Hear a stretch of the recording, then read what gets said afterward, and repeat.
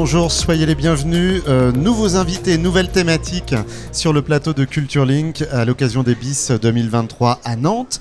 On a un duo qui est avec nous, Guillaume Damerval, directeur général de la Spedidam. Merci d'être avec nous. Et puis vous êtes venu avec Franck Edouard, qui est directeur de l'action culturelle de la Spedidam également. Alors c'est une ancienne maison déjà, c'est une vieille maison, une mamie j'allais dire, la Spedidam, société de perception et de distribution des droits des artistes-interprètes. Je signale qu'il y a à peu près 39 000 membres de cette société. Vous nous rappelez peut-être en quelques mots comment ça fonctionne? Exactement. Alors, la Spedidam, vous l'avez souligné, est née en 1959.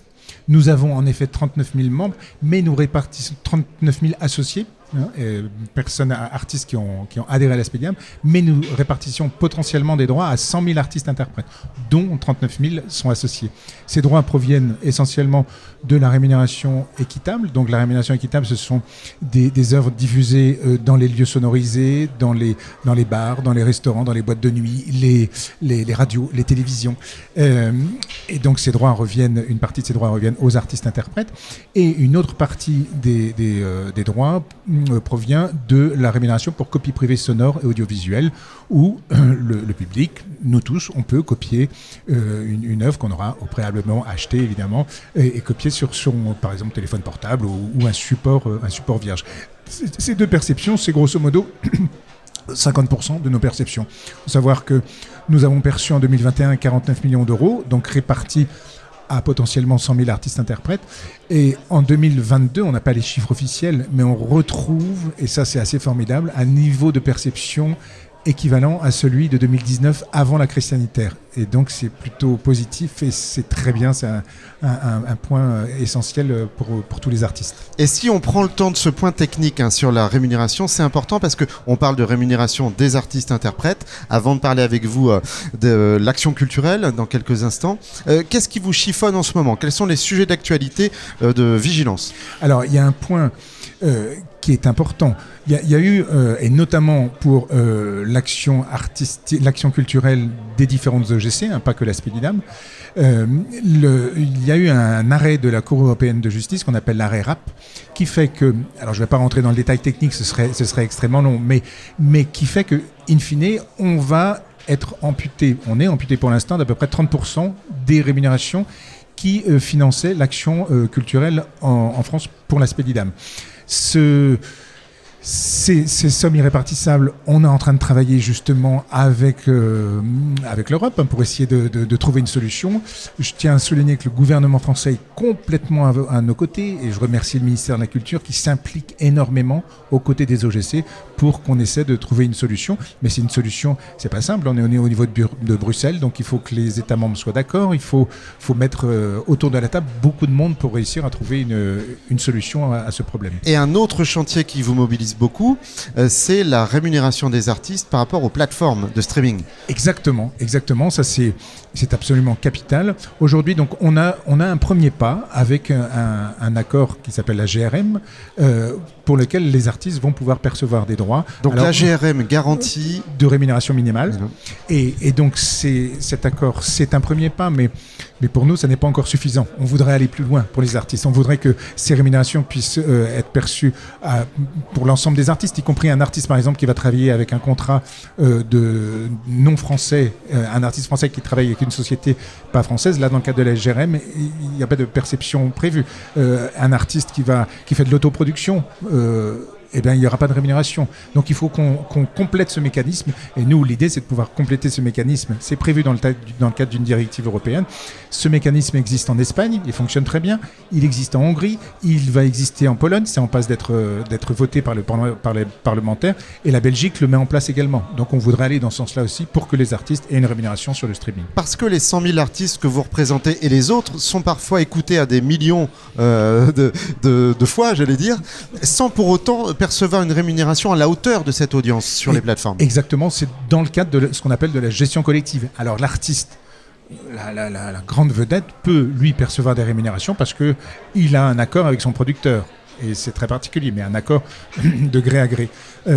dans le cadre de la gestion collective, l'immense majorité des artistes ne perçoivent pas de rémunération sur les milliers d'écoutes sur les plateformes, en France. En France. Et là-dessus, vous dites, ça peut évoluer dans quoi, les mois qui viennent, les années, on ne sait pas? J'aimerais les semaines, mais il ne faut pas rêver. J'aimerais que ça évolue, en effet, le plus rapidement possible pour nos artistes-interprètes. Alors, on l'a dit, en matière d'action culturelle, il y a des choses que vous défendez. Vous nous rappelez peut-être les grandes lignes de votre stratégie.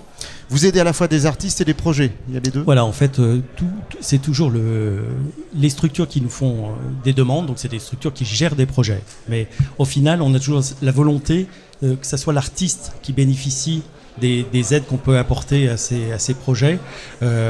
Donc on a une attention particulière notamment dans la façon dont les artistes sont rémunérés, et on va avoir un soutien fort sur la rémunération des artistes dans le cadre des projets.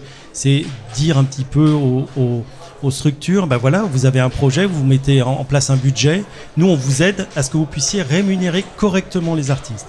On est aussi très sensible au fait qu'ils soient bien au centre des projets, qu'ils soient moteurs dans les décisions. Donc on a mis en place aussi au niveau de nos aides des critères d'appréciation pour les commissions qui prennent les décisions, de façon à ce que les décisions soient prises toujours avec l'idée que l'artiste soit au centre du projet. Donc c'est devenu très important avec, comme l'a dit Guillaume, une réduction de budget. On est obligé de recentrer un petit peu les choses, et l'essentiel nous semble de ce côté-là.